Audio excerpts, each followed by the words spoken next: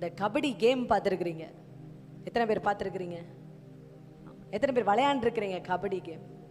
ஆமாம், அத்லெட்டிக்ஸ் எல்லாம் இருக்கிறாங்க. எத்தனை பேர் விளையாண்டுருக்கிறீங்க கபடி? ஆமாம், கபடி கபடி கபடின்னு ஆப்பனன்ட் டீமுக்குள்ளே உள்ளே போவாங்க.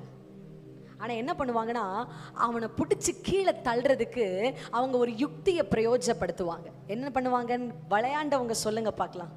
இந்த கபடி விளையாண்டவங்க ஒரு ட்ரிக்கை வந்து ஆப்பனன்ட் டீமில் இருக்கிற எத்தனை பேர் நிற்பாங்கன்னு எனக்கு தெரியல, ஒரு 7 பேர் 8 பேர் இருப்பாங்கன்னு வச்சுக்கோங்க. அவங்க ஒரு ட்ரிக்கை பயன்படுத்துவாங்க.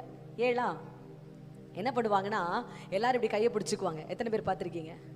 இப்படி கையை பிடிச்சி அவன் சென்டரில் வர வரைக்கும் அவன் பின்னாடி போய்கிட்டே இருப்பாங்க.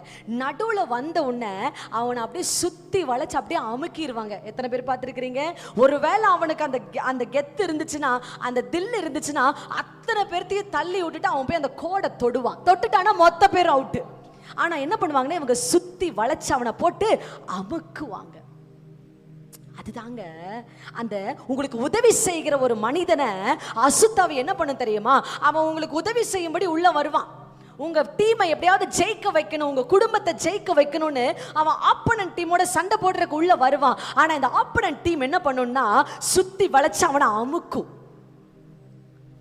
ஆனா நீங்க ஜெபிக்க ஆரம்பிக்கும் பொழுது, நீங்க உபவாசிக்க ஆரம்பிக்கும் பொழுது, கர்த்தர் கொடுத்த வாக்குத்தத்தங்களை அறிக்கை செய்ய ஆரம்பிக்கும் பொழுது, அந்த ஆப்பனன்ட் டீம் இருக்கான் பாத்தீங்களா, அந்த 7 பேர் அவன் எத்தனை சுத்தி வளைச்சாலும் கர்த்தர் இந்த நடுவுல ஒருவன் இருப்பான் பாருங்க, அவனுக்கு தாவீதுக்கு கரத்தை கொடுத்த மாதிரி அவனுக்கு கரத்தை கொடுத்து எவ்வளோ பெரிய கோலியாத்தை தடுத்தாலும் அந்த கோலியாத்தை குப்பர விழ வச்சு ஆண்டவர் உன்னுடைய குடும்பத்திற்கும் உனக்கும் நன்மைகளை கர்த்தர் கட்டவிழ்ப்பார்.